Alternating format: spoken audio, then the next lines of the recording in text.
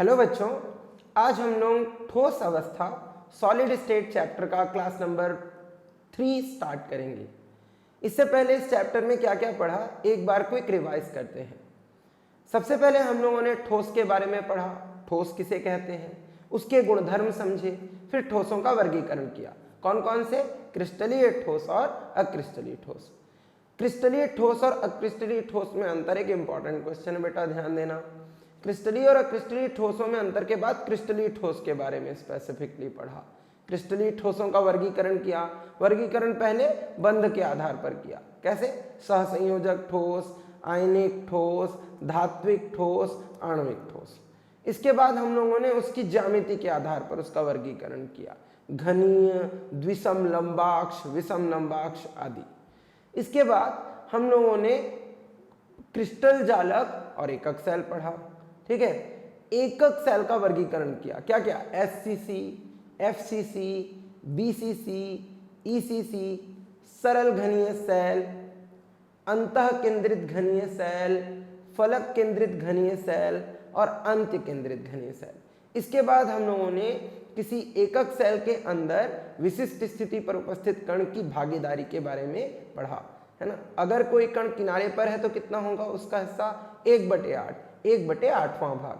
अगर कोई कोर पर है तो कितना होगा? 1/4 मतलब चौथाई भाग। अगर कोई फलक पर है तो कितना होगा? 1/2 मतलब आधा भाग। अगर कोई केंद्र पर है, अंदर है, तो कितना होगा? पूरा 100 मतलब 1। इस तरह से हम लोग किसी एकक सेल में कणों की संख्या भी गिन चुके हैं। अब इस चैप्टर में अगला टॉपिक है सुसंकुलन। सुसंकुलन एक बहुत ही इंटरेस्टिंग टॉपिक है। हाँ, थोड़ा कॉम्प्लिकेटेड भी है क्योंकि कल्पना करनी पड़ती है ना। बॉल वॉल लेकर के जमा करके देखना पड़ता है, तब समझ में आता है एग्जैक्टली, है ना। वैसे सुसंकुलन कोई सिद्धांत नहीं है कि मैं इसे समझाऊं, ये एक व्यवस्था है जिसे हम देखेंगे। अब हम देखते हैं कि सुसंकुलन को कितने भागों में वर्गीकृत किया जा सकता है। सुसंकुलन को 3 भागों में वर्गीकृत किया जा सकता है। पहला एकविमीय सुसंकुलन, द्विविमीय सुसंकुलन, फिर त्रिविमीय सुसंकुलन। इस तरह से 3 भाग हैं। पहला एकविमीय, दूसरा द्विविमीय और तीसरा त्रिविमीय।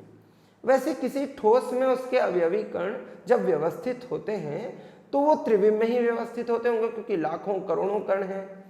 पर अगर हम उस व्यवस्था के अंदर जो अवलोकन है वो एक रेखा में करें तो एकविमीय होगा। अगर किसी तल में करें तो वो द्विविमीय होगा और अगर पूरे त्रिविम में करें तो क्या होगा? त्रिविमीय। तो सबसे पहले हम लोग इसमें स्टार्ट करेंगे एकविमीय सुसंकुलन। क्या है बेटा परिभाषा? कणों का ऐसा अभिविन्यास कि कण एक रेखा में व्यवस्थित हों, रेखीय या एकविमीय सुसंकुलन कहलाता है। कणों का ऐसा अभिविन्यास, अभिविन्यास मतलब अरेंजमेंट, ठीक है। कणों का ऐसा अरेंजमेंट, ऐसा अभिविन्यास कि वो एक रेखा में व्यवस्थित हो, ठीक है। इसे समझने के लिए चलो हम लोग एक रियल लाइफ एग्जांपल उठाते हैं, है ना। कल्पना करो कि तुम असेंबली में प्रेयर के लिए खड़े हो, है ना, तुम प्रार्थना के लिए खड़े हो, है ना, लाइन बना रहे हो। अच्छा, लाइन बनाने से डांट तो तुमको अभी भी पड़ती होगी, है ना। आज भी तुमको बोला जाता होगा कि इतने बड़े हो गए और लाइन बनाने नहीं आता। अब लाइन कैसे बनाते हैं? जो क्लास का सबसे छोटे हाइट का बंदा होता है, अपना भाई, वो सबसे सामने खड़ा हो जाता है और उसके पीछे उससे बड़ा, उससे पीछे उसके बड़ा, और इस तरह से एक लंबी लाइन बन जाती है। पर होता क्या है, जो पीछे वाला लड़का होता है वो सामने वाले लड़के से थोड़ा झांकने की कोशिश करता है। अब वो झांकने की कोशिश में थोड़ा सा साइड हो जाता है। अब उसके पीछे वाला लड़का फिर झांकने की कोशिश करता है और इसी कोशिश में हमारा लाइन सीधा ना होकर टेढ़ा हो जाता है।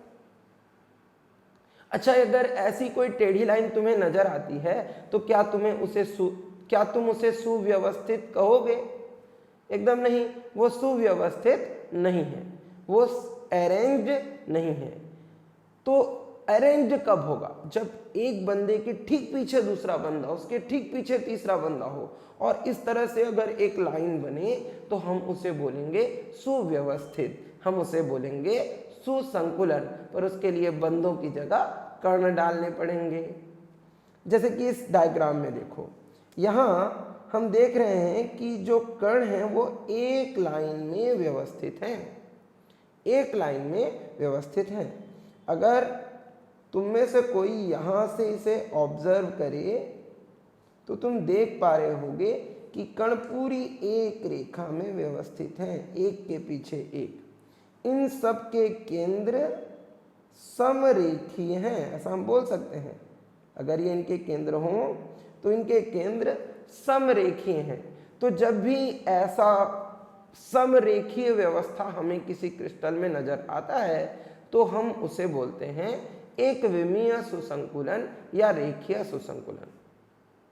एक छोटी सी चीज साथ साथ पढ़ेंगे बेटा, उसको बोलते हैं समन्वय संख्या, कोऑर्डिनेशन नंबर। कोऑर्डिनेशन नंबर या समन्वय संख्या क्या है? तो किसी क्रिस्टल में कोई कण जितने और कणों से जुड़ा होता है उसे उसकी समन्वय संख्या कहते हैं। जैसे कि अगर एग्जाम्पल के लिए मैं इस कण को ले लेता हूं,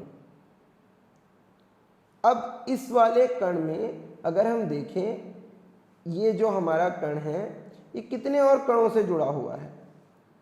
इधर देखेंगे तो 1 और इधर देखेंगे तो 2। तो ये जो हमारा कण है वो कितने कणों से जुड़ा हुआ है? 2। तो इस केस में यहाँ पर कोऑर्डिनेशन नंबर कितना होगा? 2। तो एक विमीय सुसंकुलन से सुसंकुलित जो भी क्रिस्टल होगा उसमें एक विमीय सुसंकुलन में प्रत्येक कण की समन्वय संख्या कितनी होगी? 2। इस तरह से एक विमीय सुसंकुलन बेटा हो गया कंप्लीट। अगला टॉपिक पढ़ते हैं। टॉपिक क्या है? द्विविमीय सुसंकुलन। द्विविमीय सुसंकुलन के लिए कणों को किसी समतल पर जमा होना चाहिए, किसी पृष्ठ पर जमा होना चाहिए, चाहे वो पृष्ठ किसी भी तरह का हो। तुम क्षैतिज ले लो या ऊर्ध्वाधर ले लो या कोई भी ले लो, बस एक समतल में अगर हम लोग ऑब्जर्व करें तो जो सुसंकुलन होगा उसे कहेंगे द्विविमीय सुसंकुलन। अब द्विविमीय सुसंकुलन का वर्गीकरण करें तो 2 भागों में कर सकते हैं, वर्ग सुसंकुलन और षटकोणीय सुसंकुलन। 2 भागों में वर्गीकृत कर सकते हैं, वर्ग सुसंकुलन और षटकोणीय सुसंकुलन। चलो बेटा इन दोनों इंटरेस्टिंग टॉपिक को अच्छे से पढ़ते हैं। पहला देखते हैं वर्ग सुसंकुलन। वर्ग सुसंकुलन की परिभाषा क्या है? द्विविम में कणों का ऐसा अभिविन्यास, द्विविम में कणों का ऐसा अभिविन्यास कि कण एक ही प्रकार के रेखीय सुसंकुलन में व्यवस्थित हों। मतलब इसमें भी रेखीय सुसंकुलन होगा पर एक ही प्रकार का होगा। इसको क्या बोलते हैं? ए टाइप। अच्छा, इसको डिटेल में समझेंगे कि ए टाइप क्या है। तथा कण आपस में वर्गाकार आकृति का निर्माण करें। अब वो वर्ग के आकार का निर्माण करेंगे तो वर्ग सुसंकुलन कहेंगे। ऐसी समझ में आ रहा है? वर्ग सुसंकुलन कहलाता है। अगर वर्गाकार आकृति का निर्माण करेंगे तो क्या पुकारेंगे? वर्ग सुसंकुलन। अब इसे समझते हैं। एक यहां पर तुम डायग्राम देख पा रहे हो, इसमें तुम देखो कि जो कण हैं वो एक रेखा में व्यवस्थित हैं, कुछ इस तरह से दिखाई दे रहे हैं। अगर हम लोग ये नीचे वाली लाइन को देखें तो इसमें कण पूरी एक व्यवस्था में एक लाइन में व्यवस्थित हैं। इनके सभी के कण के केंद्र जो हैं वो समरेखीय हैं, है ना? क्योंकि वो समरेखीय हैं तो ये हुआ एक प्रकार का क्या? रेखीय सुसंकुलन। एक प्रकार का क्या हुआ? रेखीय सुसंकुलन। अब इस रेखा का नाम अगर हम दे दें ए, तो इससे ऊपर वाली रेखा अगर देखेंगे तो ये कण यहाँ है तो इसके ठीक ऊपर एक कण है, ये कण यहाँ है तो इसके ठीक ऊपर एक कण है। इसका मतलब ये है कि यहाँ तुम व्यवस्था जो देख रहे हो, यहाँ तुम जो व्यवस्था देख रहे हो उसकी पुनरावृत्ति हुई है, वो रिपीट हुआ है। यहाँ की व्यवस्था जो भी है इसके ऊपर की व्यवस्था ठीक वही है, पुनरावृत्ति है। तो अगर इसका नाम ए देंगे तो ऊपर वाले का नाम भी क्या देना पड़ेगा? ए। इसीलिए हम इसे क्या पुकारते हैं? ए टाइप। तो रेखीय सुसंकुलन जिसकी पुनरावृत्ति होगी वो अगर ए है तो उसे हम बोलेंगे ए टाइप। ठीक है। अच्छा, अब यहाँ पे अगर हम लोग कणों को देखें तो कण किस प्रकार की ज्यामिति बना रहे हैं? भी कण आपस में मिलकर वर्ग का आकार बना रहे हैं, स्क्वायर जैसा शेप बना रहे हैं। दिखाई दे रहा होगा, अगर हम 3-3 कणों का ग्रुप बना लें तो भी स्क्वायर ही बन रहा है। अगर हम कुछ आढ़ा टेढ़ा ले लें ऐसे तो भी हम देख रहे हैं कि वर्ग बन रहा है। तो अगर वर्ग का आकार बनेगा तो इसे कहेंगे वर्ग सुसंकुलन। अब अगर हम यहाँ पर इस वाले कण को देखें कि ये कण कितने और कणों से जुड़ा हुआ है, तो चेक करो, इससे जुड़ा हुआ है 1, इससे जुड़ा है 2, इससे जुड़ा है 3, इससे जुड़ा है 4, तो इसका कोऑर्डिनेशन नंबर कितना होगा 4, समन्वय संख्या कितनी होगी 4। तो यहाँ हम देख पा रहे हैं कि वर्ग सुसंकुलन में सुसंकुलित कण की समन्वय संख्या कितनी होती है 4। ठीक, इसमें रेखीय सुसंकुलन एक ही प्रकार का होता है, प्रकार बदलते नहीं हैं, उसी की पुनरावृत्ति होती है और कण जो हैं है ना वो आपस में मिलकर वर्ग का आकार बनाते हैं, इसीलिए हम इसे वर्ग सुसंकुलन कहते हैं। मेरे ख्याल से समझ में आ गया होगा बेटा। अब वर्ग सुसंकुलन के बाद अगला द्विविमीय सुसंकुलन है षटकोणीय सुसंकुलन। अब अगला द्विविमीय सुसंकुलन है बेटा षटकोणीय सुसंकुलन। परिभाषा देखें, द्विविमीय कणों का ऐसा अभिविन्यास कि कण दो प्रकार के रेखीय सुसंकुलन में व्यवस्थित हों, इसको क्या बोलते हैं ए बी टाइप। वर्ग में क्या होता था ए टाइप। तथा कण आपस में मिलकर कैसी आकृति का निर्माण करें षटकोणीय। अगर षटकोणीय आकृति का निर्माण करेंगे तो उसे क्या बोलेंगे षटकोणीय सुसंकुलन। तो षटकोणीय सुसंकुलन कहलाता है द्विविमीय कणों का ऐसा अभिविन्यास कि कण दो प्रकार के रेखीय सुसंकुलन में व्यवस्थित हों ए बी टाइप तथा कण आपस में मिलकर षटकोणीय आकृति का निर्माण करें, षटकोणीय सुसंकुलन कहलाता है। अब एग्जाम्पल के लिए यहाँ हम डायग्राम देख पा रहे हैं। यहाँ अगर कणों को हम व्यवस्थित करें और देखें तो देखो ये कण एक रेखा में व्यवस्थित हैं। क्योंकि ये कण एक रेखा में व्यवस्थित हैं, इनके जो केंद्र हैं वो समरेखीय हैं, इसीलिए ये एक तरह का रेखीय सुसंकुलन है। चलो इसको हम लोग ए अक्षर से चिन्हांकित किए, पर क्या इसके ऊपर के जो कण हैं वो इन्हीं की पुनरावृत्ति है? नहीं, इस कण के ठीक ऊपर तो ये बिंदु होता, पर बी में जो कण है देखो वो उससे थोड़े से खिसके हुए हैं। तो इस तरह से हम ये नहीं बोल सकते कि यहाँ पर कणों की क्या हुई है पुनरावृत्ति हुई है, रेखीय सुसंकुलन की पुनरावृत्ति हुई है, तो वो अलग टाइप का है, इसीलिए उसको हम लोग क्या बोल देते हैं बी। अगर इसको हम बोल रहे हैं ए तो इसको क्या पुकार देते हैं बी। पर अगर अच्छे से ऑब्जर्व करें तो हम देखेंगे कि इस कण के ठीक ऊपर यहाँ एक कण है, इस कण के ठीक ऊपर यहाँ एक कण है, इस कण के ठीक ऊपर यहाँ एक कण है। तो देखोगे तो ए की पुनरावृत्ति हो गई, तो बी के ऊपर फिर से क्या है ए। इसी तरह देखो बी में इस कण के ठीक ऊपर ये कण है, इस कण के ठीक ऊपर ये कण है, इस कण के ठीक ऊपर ये कण है, तो फिर से बी की पुनरावृत्ति हो गई। तो इस तरह अगर हम देखें तो ए के ऊपर बी, बी के ऊपर फिर से ए के ऊपर फिर से बी। तो इस तरह से ए बी टाइप जो है हम लोगों को अरेंजमेंट दिख रहा है। द्विविमीय कण ए बी टाइप के रेखीय सुसंकुलित व्यवस्था में व्यवस्थित है। अच्छा चलो कणों को आपस में जोड़ दें, कैसी ज्यामिति बन रही है, क्लियर कट दिख रहा है, षटकोणीय ज्यामिति बन रही है। अब क्योंकि षटकोणीय ज्यामिति बन रही है इसीलिए हम इसे क्या कहेंगे षटकोणीय सुसंकुलन। यहाँ देखो तुम, यहाँ भी तुम्हें दिख रहा है ये षटकोणीय है, यहाँ देखो इस तरह से षटकोणीय ज्यामिति की बार बार पुनरावृत्ति हम देख पा रहे हैं। अगर मैं एक कोई कण यहाँ पर चिन्हित कर दूं ताकि तुम नोट कर सको, ध्यान दे सको, तो अगर उस कण को देखें, ये कण कितने कणों से जुड़ा है? ये कण 1 से जुड़ा है, 2 से, 3 से, 4 से, 5 से और 6 से। मार्क कर लें 1 2 3 4 5 एंड 6। बताओ कोऑर्डिनेशन नंबर कितना होगा 6। समन्वय संख्या कितनी होगी 6। तो द्विविमीय में जो कण हैं है ना, अगर वो षटकोणीय सुसंकुलन बना रहे हैं तो प्रत्येक कण कितने कणों से जुड़ा होगा 6। तो इस तरह से समन्वय संख्या इसकी होगी कितनी 6। ठीक, अब द्विविमीय सुसंकुलन। अब द्विविमीय सुसंकुलन के बाद हम पढ़ते हैं बेटा त्रिविमीय सुसंकुलन।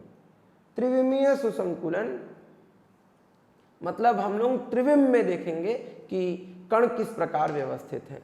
त्रिविमीय सुसंकुलन अगर वर्गीकृत किए जाएं तो दो प्रकार के होते हैं, घनीय सुसंकुलन और षटकोणीय सुसंकुलन। घनीय सुसंकुलन भी दो प्रकार का होता है, एक फलक केंद्रित घनीय सेल वाला और एक सरल घनीय सेल वाला। तो पहले बेटा समझने में आसानी होगी, हम षटकोणीय सुसंकुलन को समझना स्टार्ट करते हैं।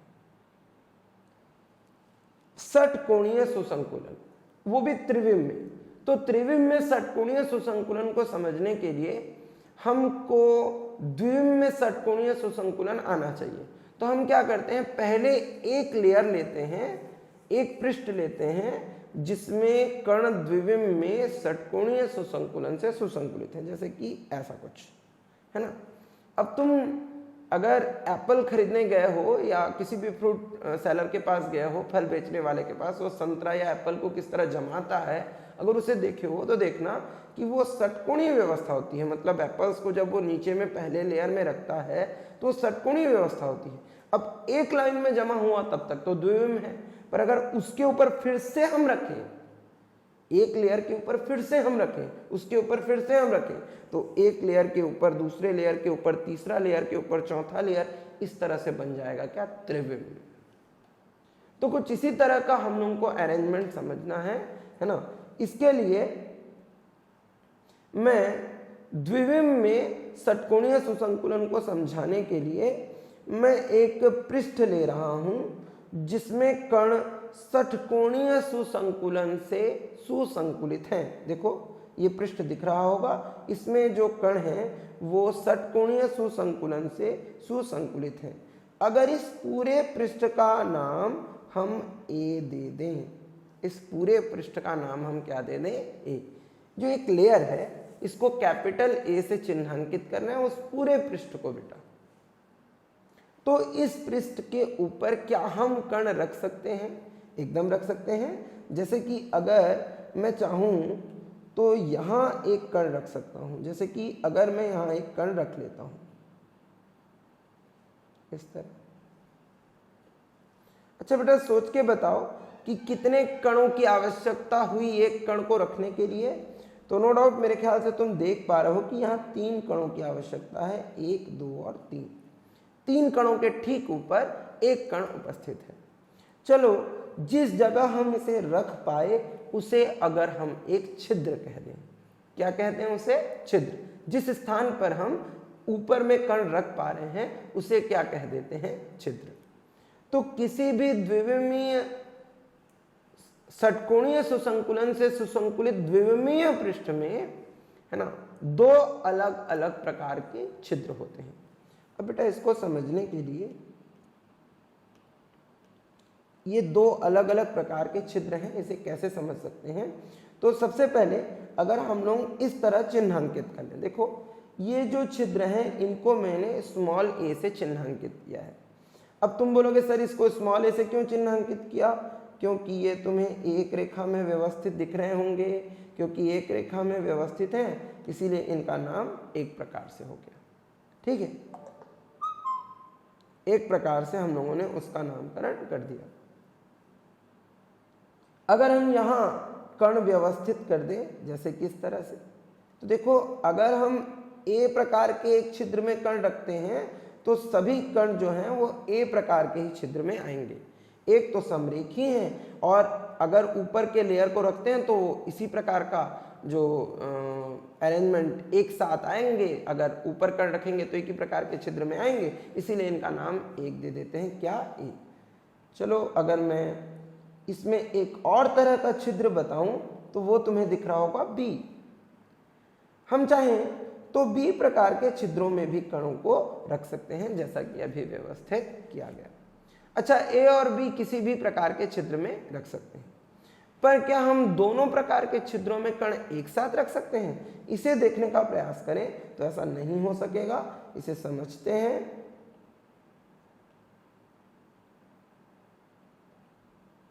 कैसे, अगर मैं यहाँ कण बनाने का प्रयास करूं, देखो अगर मैं यहाँ बी पर कण रख देता हूँ। चलो यहाँ बी पर मैंने एक कण रखा, फिर एक बी पर एक और कण रखा यहाँ, फिर एक बी पर यहाँ एक और कण रखा। अब क्या मैं ए पर कण रख पाऊंगा? ए पर मैं कण नहीं रख सकता क्योंकि ये तो एक दूसरे के साथ अध्यारोपित हो जा रहे हैं। और क्या एक कण के अंदर दूसरा कण घुस जाएगा? ऐसा नहीं हो सकता। तो इसका मतलब अगर हम चाहें भी तो दोनों प्रकार के छिद्रों में कण नहीं रख सकते, केवल एक प्रकार के ही छिद्र में कण रख सकते हैं, चाहे वो ए प्रकार हो या बी प्रकार, किसी भी एक प्रकार के छिद्र में हम कण व्यवस्थित कर सकते हैं। ठीक है, अगर हम चलो मान लेते हैं कि इसमें बी प्रकार के छिद्रों में हमने कण रख दिया। अब अगर इसके ऊपर हम पुनः नीचे वाले पृष्ठ की पुनरावृत्ति कर दें, सबसे नीचे वाला पृष्ठ क्या कहलाया था? ए। इसके ऊपर का जो बी छिद्रों में रखने पर जो पृष्ठ है वो क्या कहलाया? बी। उसके ऊपर अगर पुनः प्रथम पृष्ठ ए की क्या कर दें? पुनरावृत्ति, फिर से वापस रख दें, मतलब ब्रेड।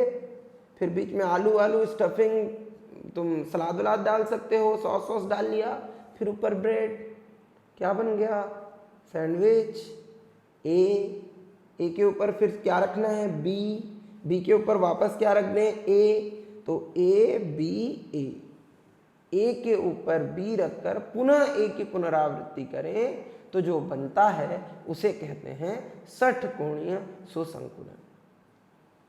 अब बेटा इसको हम और अच्छे से समझते हैं, जैसे कि यहाँ पर षटकोणीय सुसंकुलन से सुसंकुलित एक व्यवस्था हम देख पा रहे हैं। यहाँ कण जो हैं वो षटकोणीय रूप से सुसंकुलित हैं, दिखा क्लियरली। अब इसमें कितने प्रकार के छिद्र होंगे? 2 प्रकार। चलो इसको ए से चिन्हांकित कर दें, तो इन्हें बी से चिन्हांकित कर लेते हैं। तो 2 प्रकार हुआ, ए और बी। हम चाहें तो ए में भी कण रख सकते हैं, चाहे तो बी में भी कण रख सकते हैं। चलो हमने बी में कण रखा।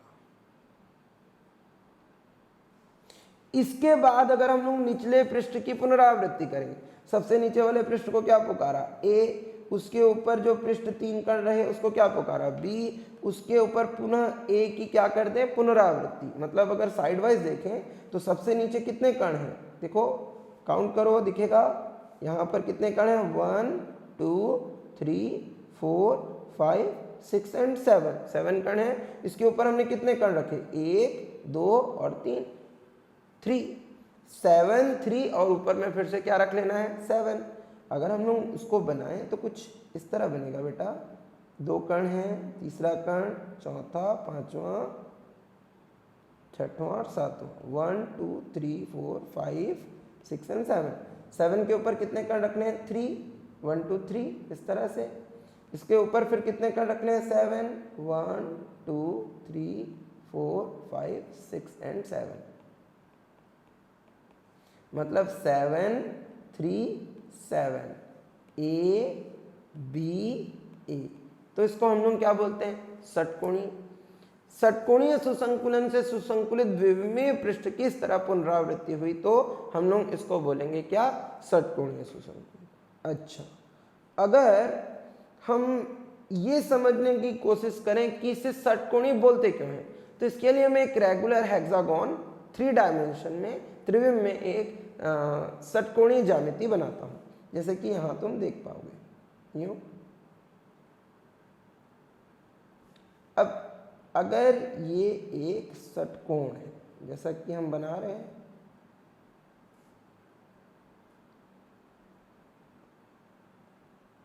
यूं,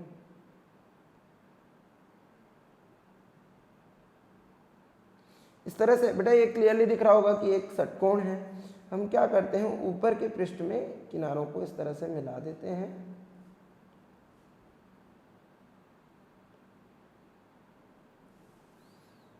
इसी तरह से नीचे में भी हम लोग कणों को आपस में मिला देते हैं, किनारों को आपस में मिला देते हैं।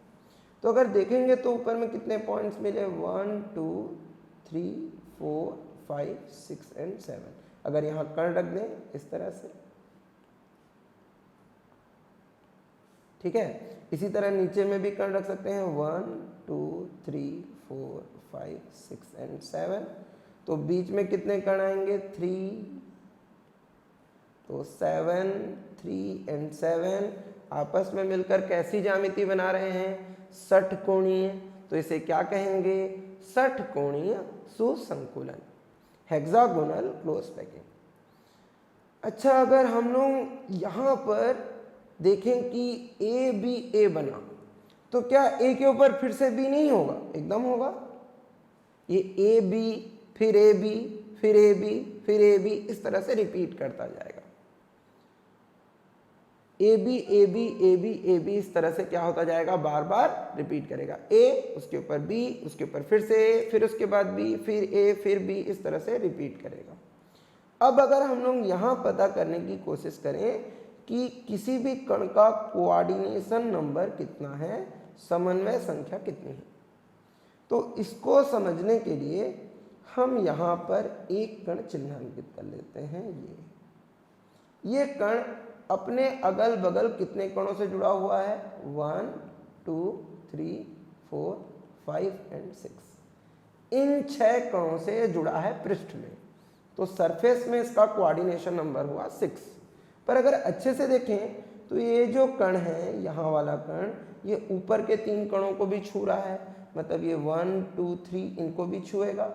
और ठीक इसी तरह से ऊपर में 3 कण और होंगे जिनको ये छुएगा, क्योंकि ए बी, ए के बाद फिर से बी होगा, यहाँ भी 3। तो इस तरह इसका कोऑर्डिनेशन नंबर हो जाएगा 12। कोऑर्डिनेशन नंबर इसका कितना हो जाएगा, 12, मतलब 12 समन्वय संख्या होगी, है ना। उसके लिए इमेजिन करो कि 7 कण हैं, बीच वाला कण 6 कणों को छू रहा है, ऊपर 3 कण नीचे 3 कण, तो 3 कण ऊपर और 3 कण नीचे को भी छू रहा है ना। कोई भी कण रखने के लिए 3 कण के ऊपर 1 कण को रखेंगे, तो जो बीच वाला कण है वो नीचे के 3 कणों के ऊपर रखा गया है। और अगर उल्टे में सोचें तो ऊपर के 3 कण के नीचे 1 कण है ना। तो इस तरह से वो उन 6 को भी छू रहा है। तो कुल मिलाकर के समन्वय संख्या कितनी हो जाएगी इसकी, 12। हेक्सागोनल क्लोज पैकिंग, जिसको कि हम लोग HCP भी पुकारते हैं, HCP में कणों का कोऑर्डिनेशन नंबर या समन्वय संख्या कितनी होती है, 12।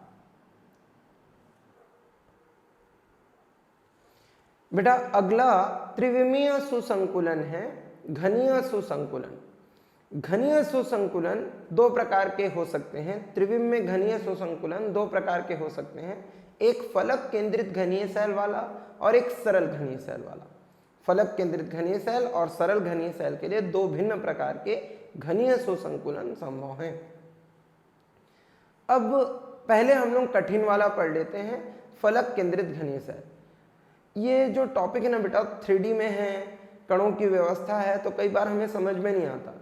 तो इसके लिए तुम्हें क्या करना चाहिए कि तुम अगर हो सके तो एक ही समान आकार के बहुत सारे बॉल ले लो, या फिर तुम एप्पल, टमाटर, नींबू जो तुम्हारे पास अवेलेबल हो, ठीक है।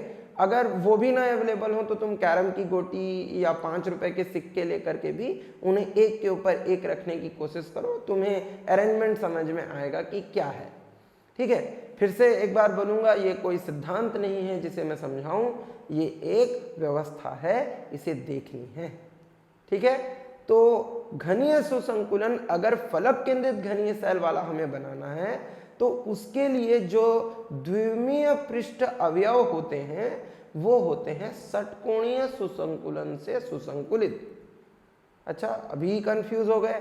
षटकोणीय सुसंकुलन से सुसंकुलित पृष्ठों की पुनरावृत्ति से तो अभी अभी हम लोगों ने षटकोणीय सुसंकुलन समझा था, तो फिर उससे घनीय कैसे बनेगा?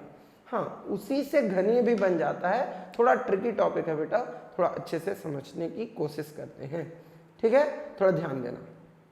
अब अगर हम लोग एक षटकोणीय सुसंकुलन से सुसंकुलित पृष्ठ ले लें, अब इस पृष्ठ का नाम दे दें हम क्या, ए। तो हम पढ़ चुके हैं कि इसमें कितने प्रकार के छिद्र होते हैं, 2। कौन कौन से? स्मॉल ए और स्मॉल बी। अच्छा, इसके ऊपर हम स्मॉल बी प्रकार के छिद्रों में कण रख दें। अच्छा, स्मॉल बी प्रकार के छिद्रों में कण रख दिया। इस छिद्र बी प्रकार के जो कण रखे गए ए के ऊपर हम लोगों ने रखा, तो उसका नाम दे देते हैं, ए के ऊपर हमने बी रखा, कैपिटल बी, इसको रख दिया। अच्छा, थोड़ी देर के लिए हम लोग इस बी पृष्ठ के बारे में समझने की कोशिश करते हैं। मैं बाकी चीजें यहां से हटा देता हूं। अच्छा, देख के बताओ बेटा कि ये किस तरह का लेयर है, ये कैसा पृष्ठ है? क्या इसमें भी षटकोणीय सुसंकुलन नहीं है? क्लियरली नजर आ रहा होगा कि इसमें षटकोणीय सुसंकुलन है। तो फिर इसमें भी दो प्रकार के छिद्र होंगे। अगर ए में दो प्रकार के छिद्र हैं तो इसमें भी दो प्रकार के छिद्र होंगे। अब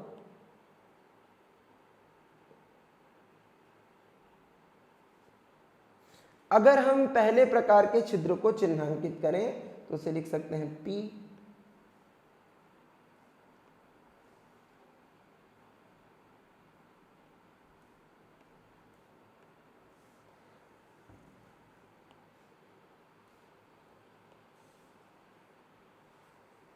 तथा अब दूसरे प्रकार के छिद्रों को चिन्हांकित करें तो उसे लिख सकते हैं Q।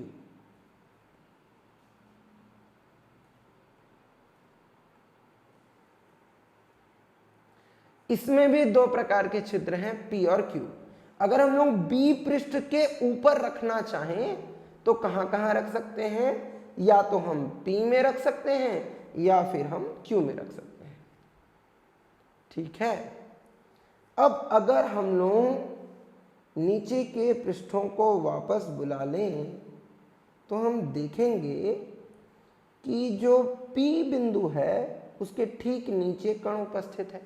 देखो, प्रत्येक P बिंदु के नीचे अगर इस P बिंदु को तुम चिन्हांकित करते हो तो उसके नीचे तुम्हें एक कण व्यवस्थित दिखेगा। तो अगर इसका मतलब अगर मैं P पर कण रखता हूं तो पुनः प्रथम पृष्ठ की पुनरावृत्ति हो जाएगी, पुनः प्रथम पृष्ठ की पुनरावृत्ति हो जाएगी। पर अगर P के स्थान पर Q पर कण रखता हूं, कहां पर कण रखता हूं? Q पर, तो Q के ठीक नीचे में स्मॉल a है। Q के ठीक नीचे में क्या है? Small a। देखो, हर Q के नीचे में स्मॉल a लिखा हुआ है। तो अगर हम Q पर कण रखते हैं, P और Q दोनों में से किसी पे भी रख सकते हैं, तो अगर हम Q पर कण रखते हैं तो पुनः प्रथम पृष्ठ की पुनरावृत्ति नहीं होगी। जैसे कि अगर एग्जाम्पल के लिए अगर मैं यहां पर Q पर एक कण बनाऊं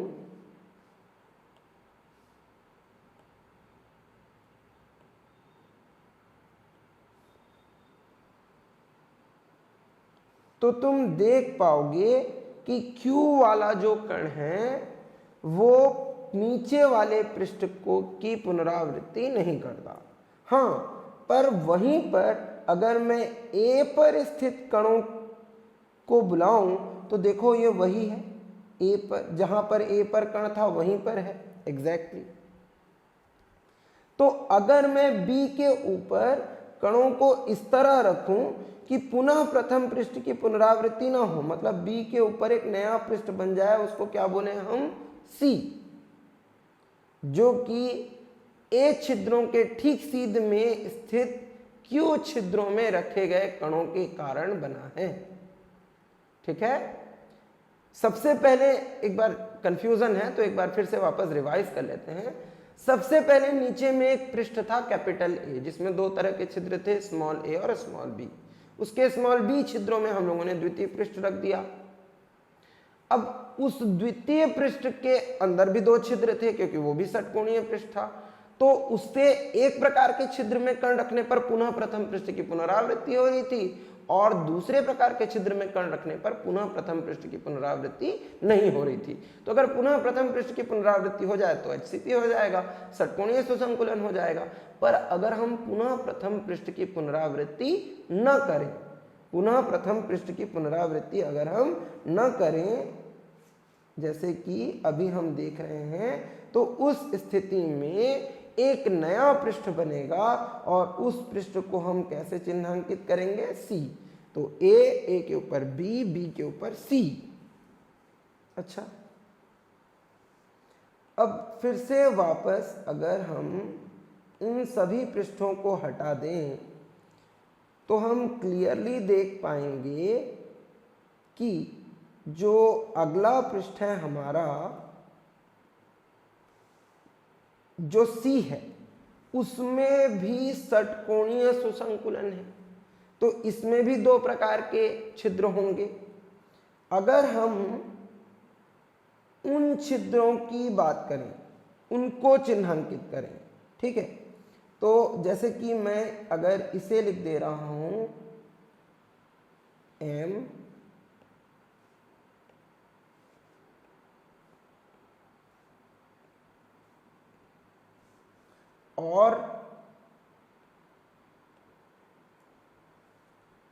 और जो अगला छिद्र है उसे अगर मैं लिख दे रहा हूं N, और यहीं अगर हम लोग प्रथम पृष्ठ को जो सबसे पहले नीचे में रखा गया था उसको देखें, तो जो तृतीय पृष्ठ C है, इसके दो छिद्र हैं M और N छिद्रों के ठीक नीचे प्रथम पृष्ठ है, चेक कर सकते हो। N छिद्रों के ठीक नीचे कौन सा पृष्ठ है, प्रथम पृष्ठ है। तो C के ऊपर हम वापस A की पुनरावृत्ति कर सकते हैं। C के ऊपर हम वापस A की पुनरावृत्ति कर सकते हैं। तो सबसे पहला पृष्ठ क्या था, A, उसके ऊपर क्या रखा, B, उसके ऊपर क्या रखा, C, और उसके ऊपर वापस क्या रख दिया, A। तो जो बना उसे बोलते हैं हम घनीय सुसंकुलन। तो जो बना उसे हम क्या बोलते हैं, घनीय सुसंकुलन। एक बार फिर से वापस रिपीट करेंगे। प्रथम पृष्ठ क्या है, कैपिटल A, उसमें कितने प्रकार के छिद्र, दो, उनमें से चलो उसको A और B लिख दें। उसके ऊपर B प्रकार के छिद्रों में हम लोगों ने कण रख दिया। अब B, उस पृष्ठ को क्या बोला, B। प्रथम पृष्ठ के स्मॉल a प्रकार के छिद्र के ठीक सीध में B पृष्ठ के ऊपर हम लोगों ने फिर से एक पृष्ठ रख दिया, उसको क्या पुकारे, C, और उसके ऊपर फिर से पुनः प्रथम पृष्ठ की पुनरावृत्ति कर दी, तो उससे बन गया क्या, कैपिटल A। तो A, B, C, फिर A। तो जो हुआ, तो जो बना उसे बोलेंगे घनीय सुसंकुलन। अच्छा, यहाँ एक बहुत ही इंपॉर्टेंट ऑब्जर्वेशन है, मैं इन लेयर्स को हटा देता हूँ, इन जो मैंने चिन्हांकित किए हैं उनको हटा देता हूँ।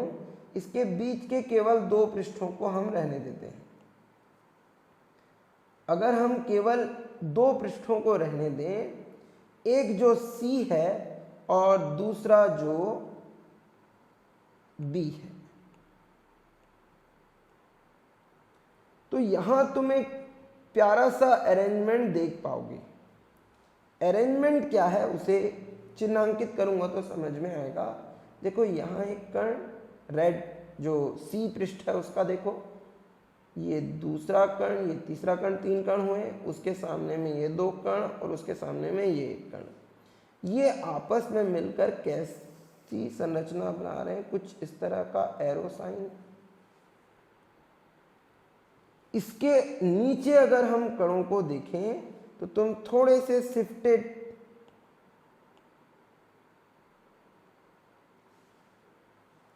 शिफ्टेड ऑब्जर्वेशन के साथ, एक, दो, तीन कण, उसके सामने में दो कण और उसके सामने में एक कण, और यहाँ भी तुम्हें एक एरो पैटर्न दिख रहा होगा। बेटा ये दोनों एरो पैटर्न, एक बी में था जो उस तरफ इस तरफ चिन्हित कर रहा है, और जो सी वाला है वो इस तरफ चिन्हित कर रहा है। इन दोनों अपोजिट एरोस को याद रखना, तुम्हें इसे क्यूब में देखने को मिलेगा, क्यूब घन में देखने को मिलेगा। ठीक है, एक बार वापस रिपीट करते हैं। सबसे पहले नीचे कौन सा पृष्ठ, कैपिटल A, उसमें कितने प्रकार के छिद्र, दो, स्मॉल a और स्मॉल b। ठीक, स्मॉल b प्रकार के छिद्र में द्वितीय पृष्ठ क्या, कैपिटल B। उसके द्वितीय पृष्ठ के ऊपर प्रथम पृष्ठ के स्मॉल a प्रकार के छिद्र के ठीक ऊपर तृतीय पृष्ठ क्या रख दिया, C, और C के ऊपर पुनः प्रथम पृष्ठ A की क्या कर दी, पुनरावृत्ति। तो जो बना उसे क्या बोलते हैं, घनीय सुसंकुलन। ठीक है। अब बेटा इसे हम लोग और आसानी से समझने की कोशिश करते हैं। जैसे कि मैंने यहाँ पर एक षटकोणीय सुसंकुलन से सुसंकुलित पृष्ठ ले लिया है, कुछ इस तरह से। इसमें कितने कण हैं, क्लियरली 7। इसको हम लोग किससे चिन्हांकित कर देते हैं, चलो A से। अब इसमें कितने प्रकार के छिद्र हैं, 2। एक को ले लेते हैं स्मॉल a और दूसरे को क्या ले लेते हैं हम, स्मॉल b।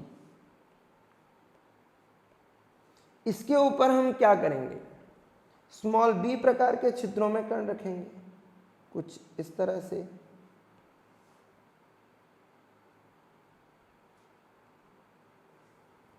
इस पृष्ठ को क्या बोले, B।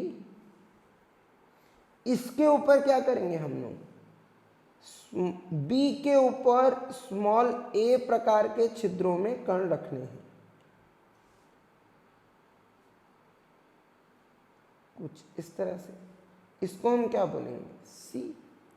इसके ऊपर फिर से क्या करना है, पुनः प्रथम पृष्ठ A की पुनरावृत्ति करनी है। तो 7 3 3 7। ठीक है, समझ में आ रहा है। मतलब तुमको एक ब्रेड लेना है, उसमें एक आलू लगाना है, आलू की टिकिया मस्त, उसके अंदर तुमको बढ़िया जो भी सॉस डालना है, सलाद वलाद डालना है वो डाल देना है।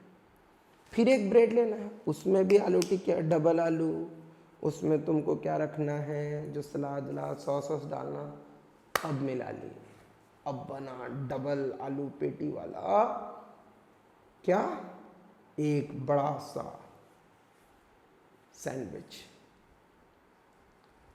तो कुछ ऐसे सोच सकते हो। पर क्या ये 7 3 3 7 का अरेंजमेंट घनीय संरचना बनाता है, नहीं। तो क्या ये इसका रियल अरेंजमेंट है, नहीं। पर फिर भी हम इसे घनीय सुसंकुलन क्यों कहते हैं, आगे डिटेल में पढ़ते हैं। एक पहले काम को कर लेते हैं कि कोऑर्डिनेशन नंबर गिन लेते हैं। अच्छा, कोई पृष्ठ A है, अगर कोई पृष्ठ A है तो उसमें कितने कण होंगे, 7। 1 2 3 4 5 6 और 7 कण हैं। इसके ऊपर कोई पृष्ठ B हो सकता है, उसमें कितने कण होंगे, 3 1 2 और 3, ऐसे 3 कण हैं। ठीक, उसमें एक कण पीछे है और 2 कण आगे की ओर है। ठीक है। पर अगर हम A के ऊपर देखें तो क्या होगा, C के ऊपर क्या होगा, A। तो A के नीचे भी क्या होगा, C। ऐसा तुम सोच सकते हो कि A के नीचे क्या है, C। तो उसमें जो कण होंगे वो उल्टा होगा, एक कण सामने होगा, 2 कण पीछे होंगे। तो अगर तुम बीच वाले कण को मार्क करो, ये वाले कण को मार्क करो, ये कितने कणों से जुड़ा हुआ है, तो अपने पृष्ठ में तो 1 2 3 4 5 और 6, इन 3 कणों से भी जुड़ा है, इन 3 कणों से भी जुड़ा है। तो टोटल कोऑर्डिनेशन नंबर इसका कितना हुआ, 12। ठीक है। B के ऊपर C के ऊपर A है, तो A के नीचे भी C है, तो इसका तो रिपीटेशन होगा बार बार। तो A के ऊपर B है तो A के नीचे C होगा। तो अगर कोई A पृष्ठ लेने षटकोणीय सुसंकुलन से सुसंकुलित, तो उसमें का प्रत्येक कण 6 कण से जुड़ा है, ऊपर 3 कण है, नीचे 3 कण है। अपोजिट अरेंजमेंट है, अगर ये 3 ऐसे हैं तो अगले 3, जो ये 3 हैं ऐसे, तो अगले 3 इस तरह होंगे, ऐसे। ठीक है। पर अरेंजमेंट अपोजिट है, पर इसका मतलब ये नहीं है कि वो कण जुड़े नहीं है। जैसे कि यहाँ देखो, एक पृष्ठ है A के ऊपर B, देखो ये इस तरफ एरो बना रहा है, तो C देखोगे तो अपोजिट एरो बनाएगा। बस यही है, ये वाला कण इससे इन तीनों से भी जुड़ा है और इन तीनों से भी जुड़ा है।